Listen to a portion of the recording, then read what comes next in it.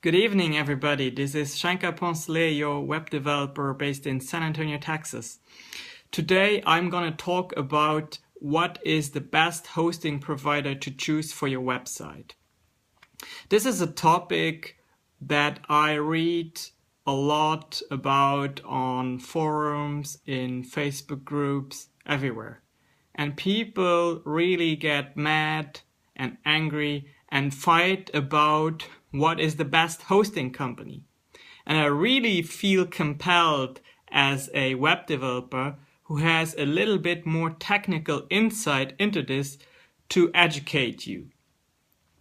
So let's just talk about the typical small business website, the typical WordPress site, or the typical craft CMS site. That's the kind of website we talk about now, and that's probably the case in which most of you will be.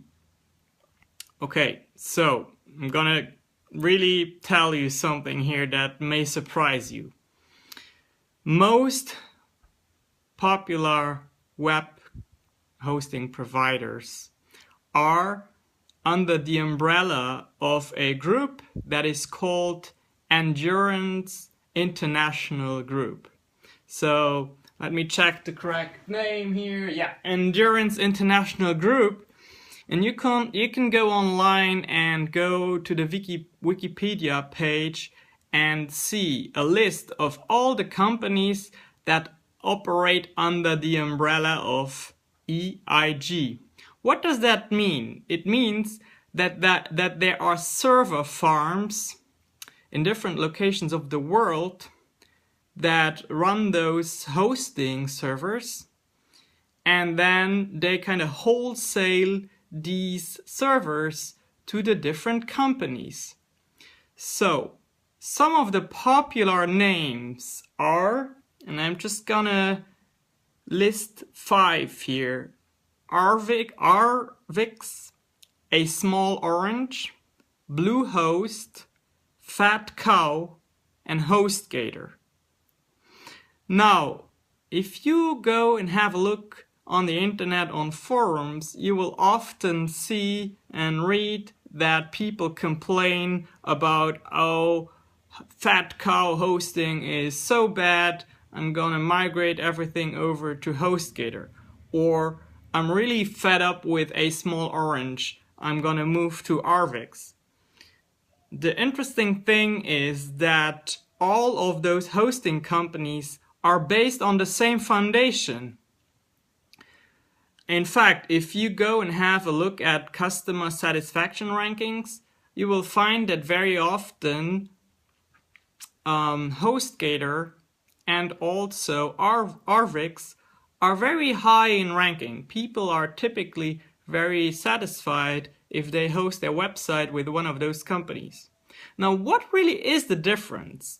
Well, I'm going to tell you what the difference is. The difference is the people that work for those distinct subsidiaries.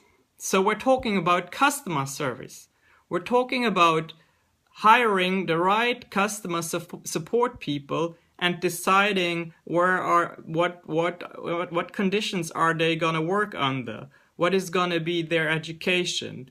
Are we going to pay them well or not? So these things actually make the difference that very often make you say, oh, HostGator is great and Fat Cow isn't, or whatever the case may be. You will very often find statements that contradict each other. One person loves this company, another one hates it, and then they move to the respective companies, and all of a sudden they're happy. So it really boils down to having the right people work with tools and that provide a service that gives you satisfaction. To give you an analogy, you can have the best race car ever, and then you have one driver that is gonna win a race with it, and the other driver is gonna crash the car.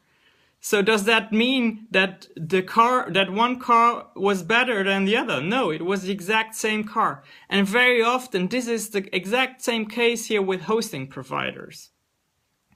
And I can tell you for a fact that if your website is slow, the likelihood is very high that you have to look for the cause in your code, in the way you used your tools or your code to build your website. And WordPress, for example, is very good, it's nice, it's cheap, it's fast, but if you assemble too many plugins in ways that may not be healthy for your website, you can make it very, very slow. So in order to have a website that is fast and efficient, I'm sorry to tell you, you still have to hire a professional web developer. So please stop looking when you have a slow website. Okay, it's possible that it is the hosting provider's fault, but I bet you that 75 or maybe 80% of the cases, the problem is on your end, not on the hosting provider's end. So effectively, again, what all those hosting companies do is they buy web services wholesale, and then they rebrand it, and they resell it, and then what they add to it, the added value is their way of their way of organizing customer service. Okay? So, as a matter of fact, I am a reseller of hosting services, and I buy from the exact same source. I buy my services from Endurance International Group, and then I give you the customer service and the personal attention I think is appropriate. So I hope that helps you think less about which company you should go for when you pick your hosting provider. Just pick someone where you think it's a good match on maybe I don't want to say a personal level, but just that you feel that they talk to you and that they provide good customer service to you.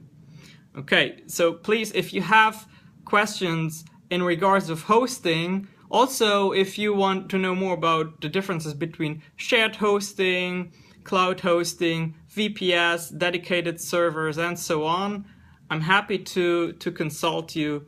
You know how to reach me. If this video helped you, please like it, share it, subscribe to the channel, and I will see you for the next live session. Thanks for listening.